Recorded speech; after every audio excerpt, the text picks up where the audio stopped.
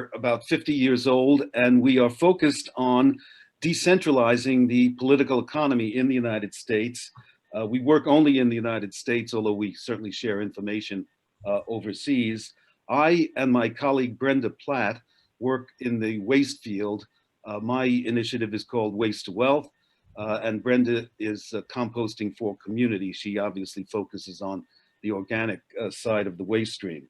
In addition to our waste initiatives, we have initiatives in democratic energy, decentralized energy, broadband, of course, and we have a very vibrant independent business and finance initiative, which has been focusing on anti-monopoly activities, both in Congress and in the States.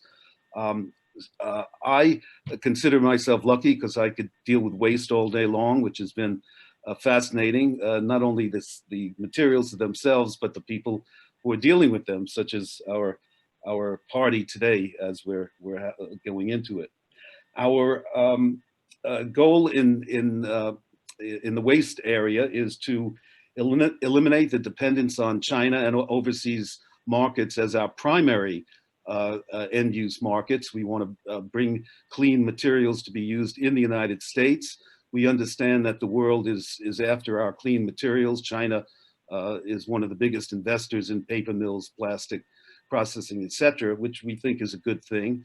We think the China policy of 2018, when they cut off imports, has been the best thing for recycling in the last 30 or 40 years. It has stimulated concern for clean stream recycling, which is essential, and the need to rebuild our domestic capacity, which has collapsed in the last 20 years due to the extraordinary demands for materials by China, which of course is now over.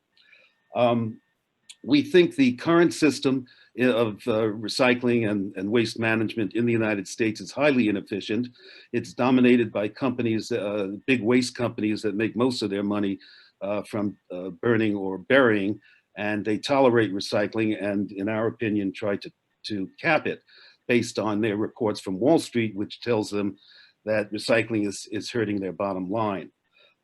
We recently, the whole institute just issued a report on monopoly in each sector, and there's a section on how monopoly impacts negatively the waste sector in the United States.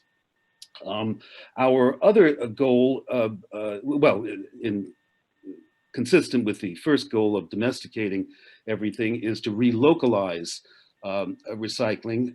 As you may know, when big waste introduced single stream, it meant cities closing down their efficient small systems and shipping mixed recyclables, which are not very valuable, 20, 30, 40 miles out of town for processing, and the processing wasn't that good because the facilities were overscaled, made too big.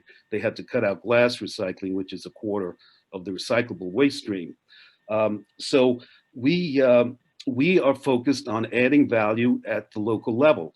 Instead of sending mixed recyclables, you clean and process and bale, and then you ship valuable baled materials, which we refer to as furnace ready. When it comes to composting, of course, you can't make a profit producing compost, shipping it more than 30, 40 miles away. So there's a year-round domestic local market for composting. The same with reuse. Reuses of materials repair, including electronics, of course, but also other materials, other products, is only about 2 to 5% of the waste stream, but they are the most valuable in the sense that they allow you to add value. A refurbished product is worth more than a bale of recycled material. It's already made into a useful product. Wages are very good. We've been tracking the quality of jobs in reuse operations for several years. It has incredible social impact, including reducing recidivism, which of course is a plague on all of our cities and rural areas. We have groups in Baltimore, for instance, building deconstruction groups that haven't had one of their workers whom they recruited from an ex-offender program, a zero recidivism rate for 3 years. The national average is about 70, 75%. So you can imagine the social impact. The distribution of refurbished computers and tablets, etc., goes a long way to reducing the digital divide, and it also helps make these very powerful machines available to low-income organizations, individuals, schools, allowing teachers and parents and students to stay connected. So reuse has a major function. It's very labor intensive. Just to give you one statistic, for every 10,000 tons of electronic materials recycled, repaired, you create about 300 jobs. Every time you take 10,000 tons of material and burn it or bury it, you create one job. So obviously we're interested in building these labor-intensive, efficient labor-intensive that pay living wages and let's call them living or family wages. Um, in a way, we're not a religious organization, but the Catholic philosophy of subsidiarity, taking care of everything at the most local level you can. If you can't handle a problem at the local level, you go to the next level up. And that's the way we see recycling. You do everything you can locally. And if you, obviously every city doesn't have a steel mill or a large smelting facility. So there has to be some longer transportation. But on the other hand, the bulk of the materials we're dealing in the waste stream can be used, create value locally, jobs, small businesses, tax base, etc. So that's our philosophy, and we've been doing pretty well in creating efficiency. I guess our claim to fame in the waste field is that for years we've been fighting waste incinerators, which of course destroy materials and cause pollution. And in LA, Austin, a couple of other big counties around the country, in Washington, D.C., Reading, Pennsylvania, we joined citizens to stop planned incinerators. And then we got hired by those cities to solve the problem, and which is what we do, implementing zero waste. Our most recent report, which is a different report than we usually do, is from Baltimore, where we actually, our clients were the community groups, and we took orders from them and produced what we call a fair development zero waste plan, which is available on the internet or ilsr.org/recycling. And of course, Scott can connect you with me for further answers.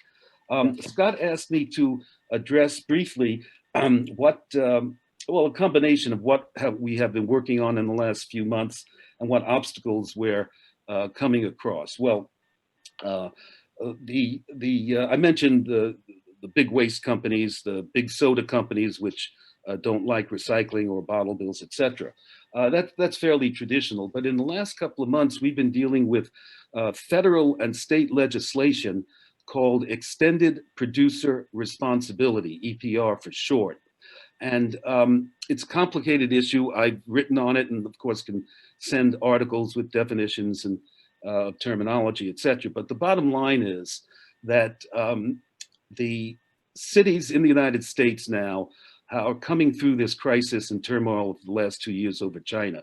They know what they're doing: minimum content, composting, reuse, buyback systems, pay-as-you-throw incentives for unit pricing, bans. I'm sure everyone has followed what's going on with the cities trying to reclaim, go back to dual stream, take over the operations of their own processing facilities.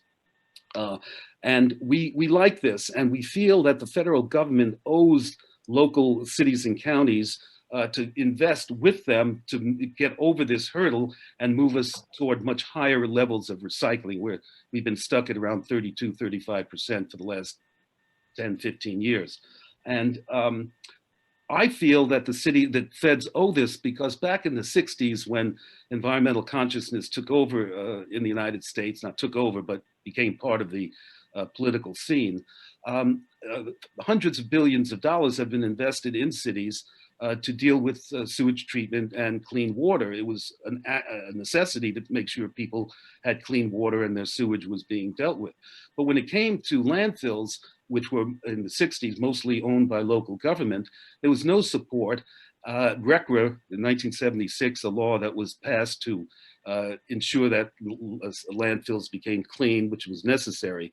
But it also led to the takeover of landfills, monopolies by the large companies, which now own about 75% of the capacity for landfilling. And those same companies have landfill monopolies, hauling monopolies. And when recycling phenomenon hit, they started buying up capacity to process. So they have a bottleneck in the one area, recycling, which allowed cities and counties to sort of escape the landfill and hauling monopoly. So we think the feds need to provide money for this transition that's taking place.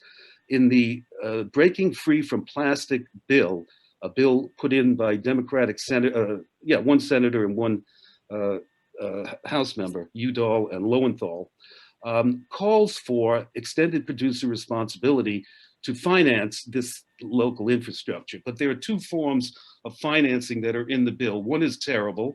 I'll make a joke by saying it would be an era of Trumpian proportions to give control over all of recycling to the traditional recycling, cans, paper, bottles, etc., to the industries that actually produce these materials. In other words, the companies that are producing things that wind up in our waste stream will be given the power to determine, with the force of law, how recycling takes place.